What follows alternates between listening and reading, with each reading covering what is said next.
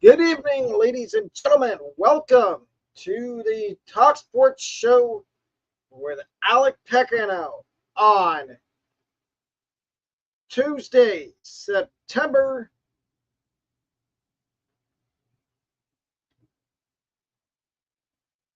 19th. Today's show, we are going to go over the SEC Power Rankings, my SEC Power Rankings, after Week 3, as well as my Big 12 Power Rankings after Week 3, and my Heisman list and games to watch, as well as a little bit more fantasy football advice. And yes, during the stream, if you have any questions about fantasy football, whether it be a trade to make, somebody to pick up off the waiver wire, feel free to put your comments in the comment section below, and I will pay attention to them and answer them. And to all the people that commented in the last live stream, thank you. I really appreciate all the support I am receiving on these videos. Thank you to everyone who comments, likes, subscribes. Let's get into the video. Here are my SEC Power Rankings after Week 3. Yes, ignore that I'm wearing an Ohio State shirt. I know this is not the Big Ten, but here are my Week 3 Power Rankings for the SEC. Starting with number 14, South Carolina. I was a lot higher on South Carolina than most people were. I didn't think they were going to start the season 1-2.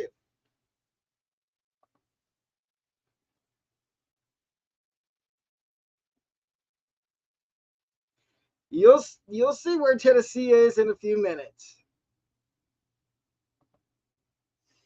But back to South Carolina. Like I said, I was high on them to begin the season. But I'm losing faith in Coach Beamer. I think they can turn it around and finish the season strong. At number 13, I have Alabama. This might be a surprise to some people, but I think Alabama's dominance is starting to crumble right in front of everybody's eyes. They started Jalen Monroe in Week 1, benched him after 2 games, and they went to Tyler Buchner against USF. That didn't really work. So now they go back to Jalen Milroe this week against Ole Miss. And I don't think that's going to work. Nick Saban, if you're listening to this, I know I don't like Alabama, but give Ty Simpson a chance. Let him start a couple games. Y'all are not going to win. I don't think y'all are going to win the SEC. At number 12, I have Kentucky. I'm going to keep this one short and sweet. Short and simple. I don't have any faith in Mark Stoops.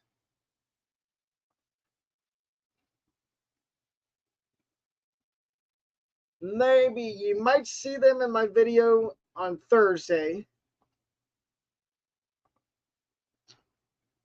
But like I said with Kentucky, I don't know what it is, but I just can't get behind Devin Leary being a good quarterback at Kentucky. At number 11, I have Mississippi State. And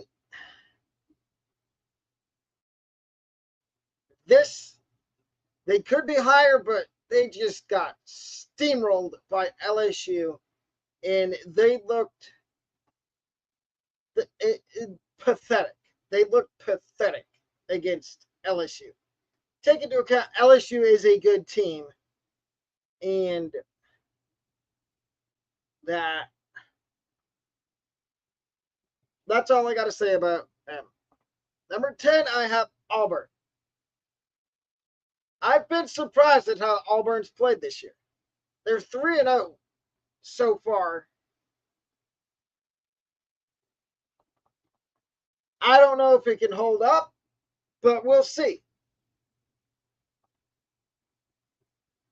At number 9, Auburn was number 10. At number 9, I have Vanderbilt. Yes, I know what people are going to say. Why isn't Vanderbilt in that first tier of teams in the SEC? Because I like what their head coach, Clark Lee, has been doing. I feel like they can win maybe 7 games they can win 5 or 6 more games the rest of the season and make a bowl game. They will not win the SEC. Don't get that mistaken. They will not win the SEC. At number 8, I have Arkansas.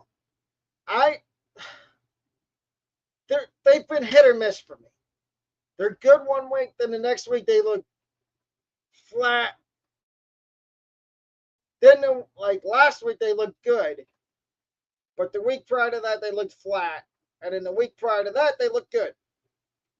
So it's kind of Jekyll and Hyde with Arkansas. At number 7, I have Florida. And they're only here because they got a lucky win against Tennessee. And to my esteemed co-host, Robbie, Florida's here. Tennessee is in front of Florida by a few spots. But I don't think Florida can sustain this.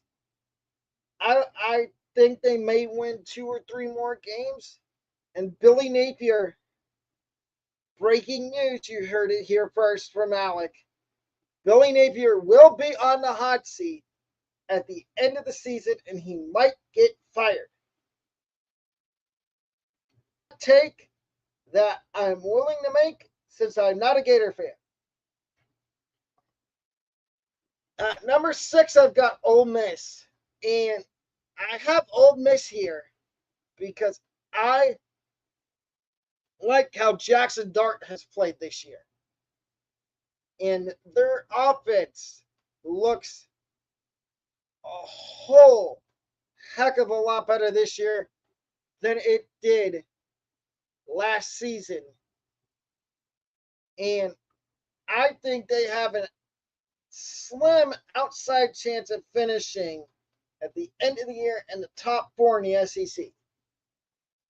At number 5, this might be a surprise to people. Georgia. There's one big reason I have them at number 5 in my SEC rankings after week 3. It is because they are very inconsistent on offense. Carson Beck is young, and I think he has all the potential in the world to be a good quarterback at Georgia. But you're going to lose Brock Bowers after this year. You're going to lose probably 3 or 4 defensive players. I know Kirby Smart knows how to reload, but I don't think George is going to three-peat. At number 4, Texas A&M. I think Jimbo and Texas A&M can win a few more games this year, and maybe with an outside chance of teams in front of them losing, other than Tennessee. I think A&M could find themselves maybe in the SEC championship game. At number 3, I have Missouri. And the only reason they're here is because I like the QB and wide receiver combination of Brady Cook and Luther Burton. I was not pleased when Luther Burton chose Missouri because at the time Missouri wasn't good. But look what their coach has done, Eli Jankowicz. He has turned that program around, and they're not the laughing stock of the SEC anymore. At number 2, LSU. Brian Kelly. How about them Tigers? I like Jaden Daniels. I think he has an outside chance, if he keeps playing the way he plays, to end up on my Heisman list.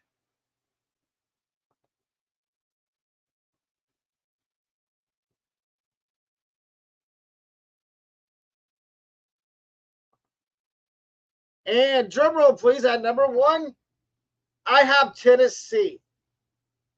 Yes, people, I understand they lost to Florida, but every year there's a team that you're supposed to beat that you lose to, which I'm going to compare Tennessee's loss to Florida State last week, almost losing to Boston College.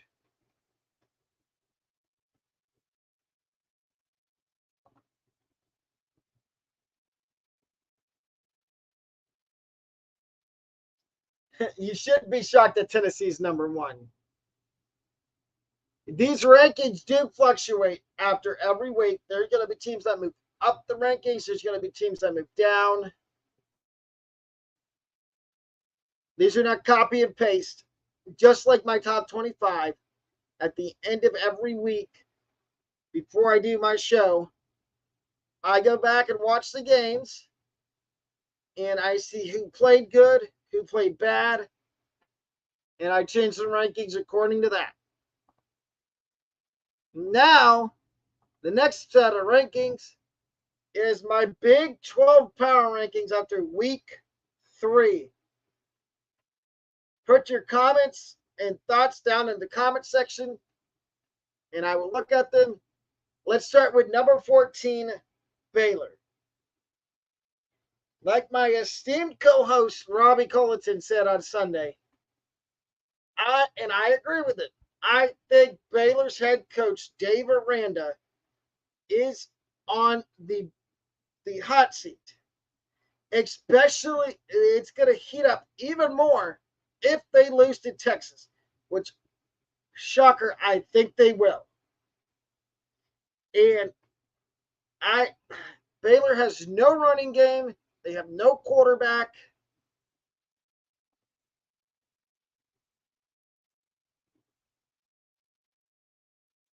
Yes.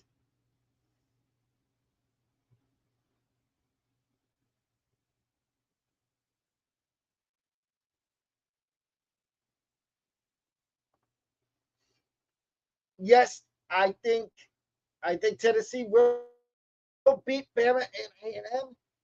On to number 13 in my power rankings for the Big 12. It is Houston. I have not been very, what's the word I'm looking for? I haven't been very enthusiastic about Houston. I've watched parts of their first 3 games. They look lethargic on offense. I'm sorry, Houston fans, but this is going to be a tough transition period for you under the Big 12.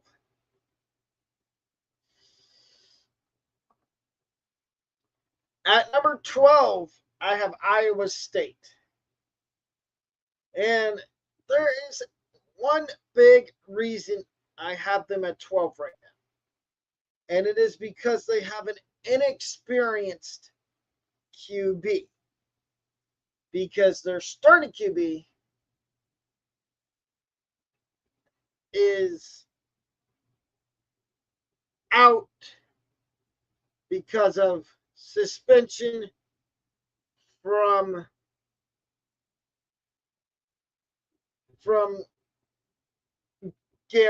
Gambling Probe. That is why Iowa State is at number 12. At number 11, I have Texas Tech. I have been very not impressed with them at all. And that's all I'm going to say on that. At number 10, I have Cincinnati.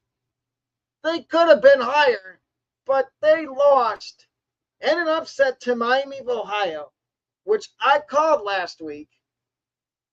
If you watched my college football show, where I do my point spreads and my over-under picks and my upsets and my covers of the week, I called that upset. I said take Miami of Ohio in the plus 14.5. And for those of you that did, congratulations. You probably want some money from listening to me and taking that upset pick. Emory Jones he's serviceable, but he is not obviously, as you can see, he's not a Power 5 starting quarterback.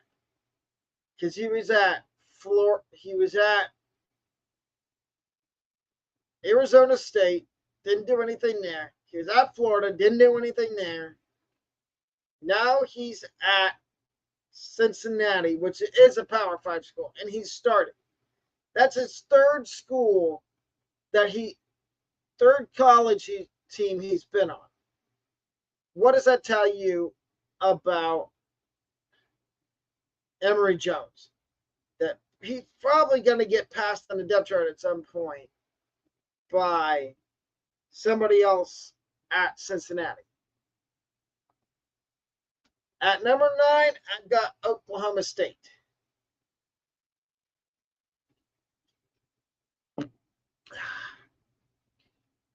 Oklahoma State has been disappointing, to say the least.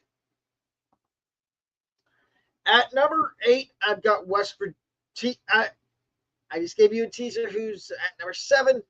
But at number 8, I've got TCU. I knew they were going to take a step back, but I didn't expect it to be this big of a step back after everybody they lost. At number 7 is a surprise team, West Virginia. I thought I was going to have them, when I started this, at the back end of the power rankings. But they're 2-1, which is a big surprise to me, and I'm shocked that they're 2-1. That's another game. Pitt, West Virginia last week. I took the under, and if anybody else took the under, congratulations. You probably won money or bragging rights in your household because you listened to me and took the under for that game. At number 6, I have Kansas State. And Kansas State could be higher, but they lost to Missouri in an upset. At number 5 is Kansas. I like what I've seen from them, minus not having their starting quarterback, and now their starting running back being out. So that's all I got to say on Kansas. At number 4, I have UCF. I've been wickedly surprised by how good they've been so far in the Big 12.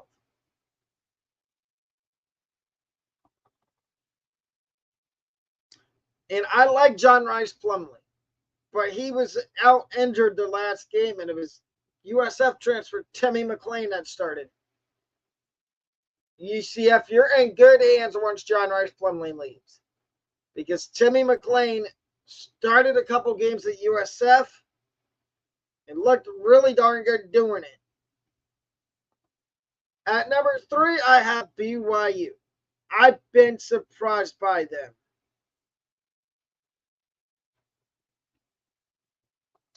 At number 2, I have Oklahoma. Yes, I know what you're going to say. Why are they behind Texas? There is a distinct reason they're behind Texas. They played Tulsa last week, and Tulsa's not good. Let's just face it. Tulsa is not a good team. And like I said in the Big Ten power rankings, I punish teams for not playing good teams out of conference. And at number 1, to no one's surprise, should be it is Texas. They beat Alabama, and I think they could make the playoff. On to the next segment. Here is my updated Heisman list after week 3. At number 5, yes, he was at number 3, but I moved him back 2 spots because I punished them because they played Bowling Green last Saturday. Now we're going to see if he's for real because they play Iowa this weekend. J.J. McCarthy, QB, Michigan. I think McCarthy can move back up my rankings with a good showing against Iowa. At number 4 is Kyle McCord, quarterback, Ohio State. This is non-biased. McCord is on here right now because he had a good game last week. But like I said, with everything, with my rankings, my power rankings, everything fluctuates from week to week. Everything changes. It does not stay the same. Everything changes. Joe Milton is at number 3 on my updated Heisman Trophy. I left him here because he had an okay game against Florida. So I didn't punish him and move him up, move him down. I kept him right where he was.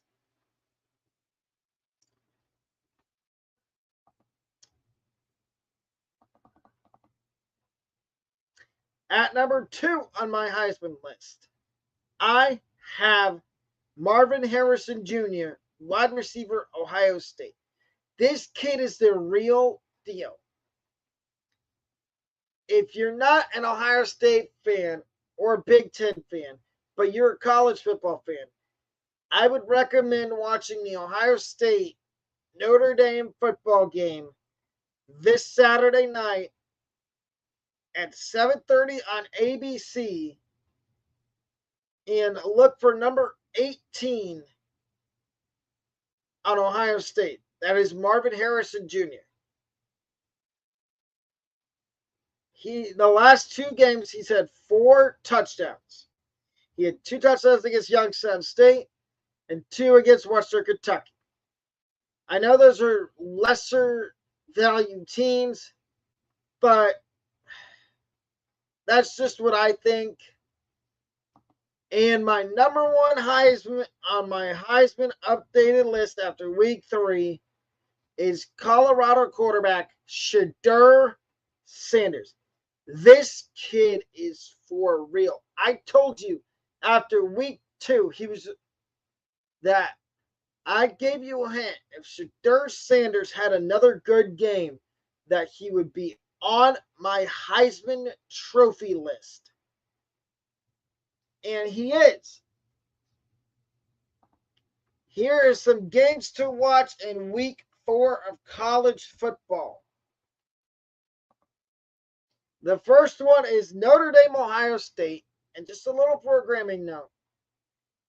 Read the comment section and you will see that my esteemed co-host, Robbie Culleton, asked if y'all are excited for that live stream because we will be doing our own play-by-play of the Ohio State Notre Dame football game Saturday night, starting at 7:30. And during the game, if you stop by, you can ask fantasy football questions, just like you can on any of my streams. The number 2 game to watch on Saturday is Utah UCLA.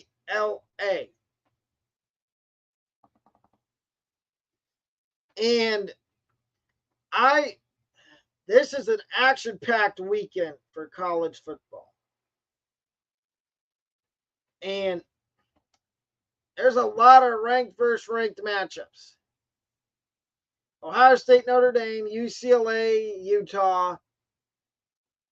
This next one I'm about to say, Oregon State, Washington State. Not only is this a good matchup, both these teams are undefeated so far.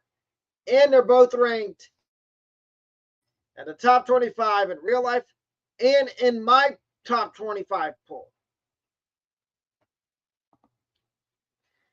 And the last college football game of week 4 to watch is Colorado and Oregon.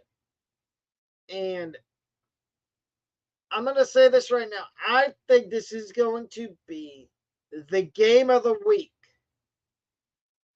Alex, game of the week to watch is, one of them is Notre Dame, Ohio State, and the other one is Oregon and Colorado. And it's the main reason for that is because of Shedeur Sanders.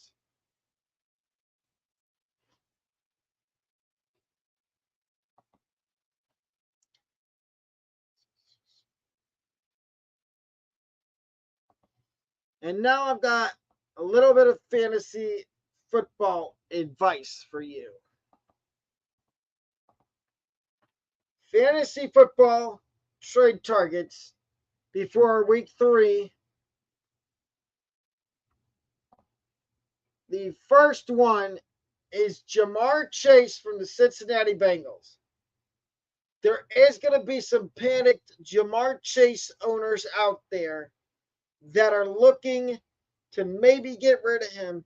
I'm going to tell you right now, I'm not one of them because I believe in the Bengals offense that they can turn it around. They started 0-2 last year, and Jamar Chase had similar stats last year when the Bengals started 0-2. But then he ended up having a good rest of the season. But if you're in a league where your league mates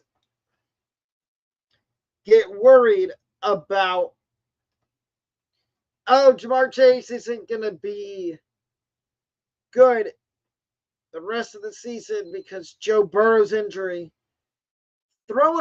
buy low on him and throw an offer out and see if they accept. The number 2 trade target before week 3 is Commanders wide receiver Scary Terry McLaurin. And just like I said about Jamar Chase, McLaurin, you can buy, he's another guy you can buy low on. And I would say buy low on him right now while you can, because once he has a big game, the owner that has Terry McLaurin in your league is not going to want to trade him. And if he doesn't want to trade him, he's going to want a king's ransom in return. And so I would go out the first Chase and Scary Terry. I would try to buy low on them right now while you can if you're looking to trade for them. At number 3, my number 3 trade target before week 3 is Panthers running back Miles Sanders. If you lost Nick Chubb, which I know I told somebody in the stream yesterday to go trade for Nick Chubb, I feel bad for telling you to do that because I didn't know that Nick Chubb was going to get hurt on Monday Night Football. So I'll personally take the L for telling you to trade for Nick Chubb. Unless, of course, it's a dynasty league you're in. Then hopefully Nick Chubb is back next week. But the one thing I'm going to tell you is go out and add Jerome Ford if you do have Nick Chubb. And somehow Jerome Ford is on your waiver wire. And he's still available. Back to Miles Sanders. He's gotten a lot of volume the first 2 weeks of the season. And the one thing everybody was scared about was he going to get passing game uses. Yes, he had 4 catches. He had 4 catches in week 1, 3 in week 2. He's a low-end RB2, high-end RB3 rest of the season. And that's the last thing I'm going to say about him. And then if you need a tight end, I would buy low on Dallas Goedert. In week 1, he put up a goose egg. In week 2, he had a better game. If you play in tight end premium leagues, he went for over 20 plus points in week 2. And I would see if you could buy low after that performance, because once this Eagles offense gets consistent and he gets target, they're going to funnel the targets to 3 guys mostly. Dallas Goedert, Devontae Smith, A.J. Brown. I would try to trade for one of those 3 guys if you can.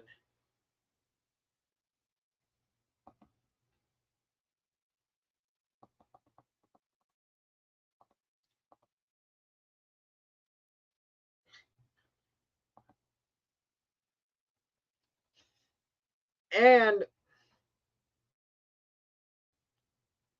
if you're in deeper leagues, 14 leagues that are 14 teams or above, I would go put a waiver claim in on.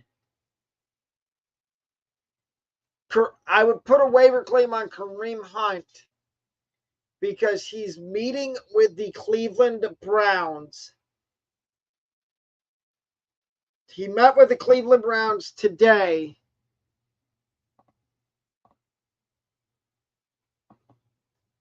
And they might sign him.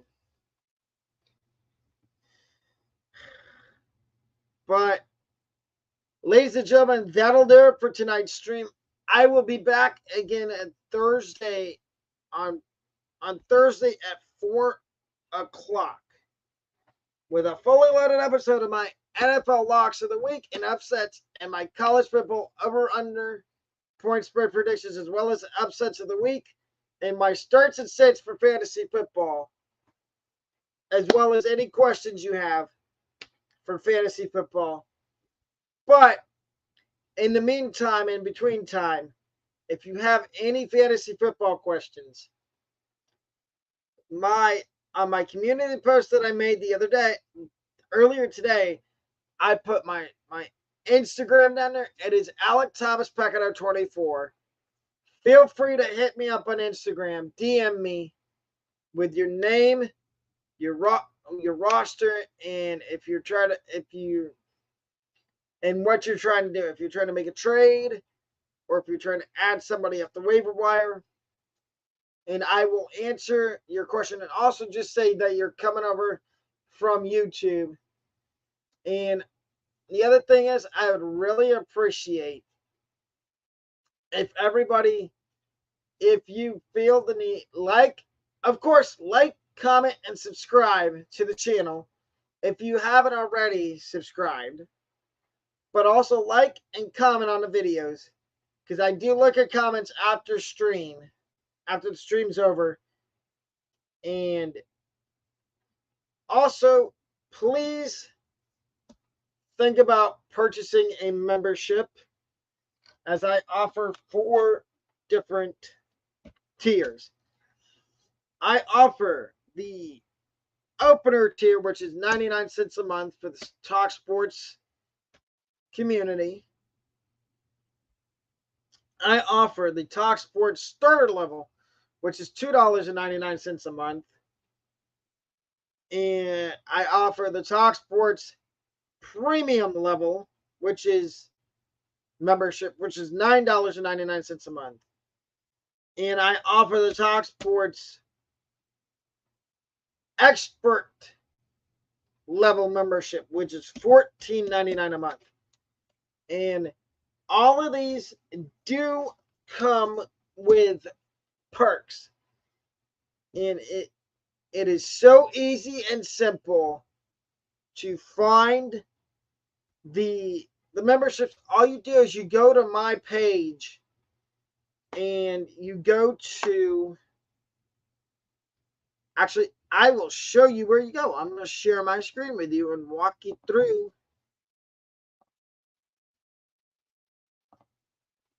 As you can see, there's the merch. That's the other thing I offer is merch. But I'm going to go to my, there we go.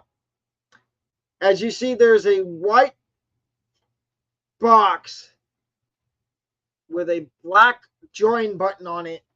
All you do is click that. Hello, ladies. And you click on whatever membership you want. The Talk Sports Opener level membership, Talk Sports Starter level, Talk Sports Premium level, or the Talk Sports Expert level. And you can keep it for as long as you want. And you can cancel at any time.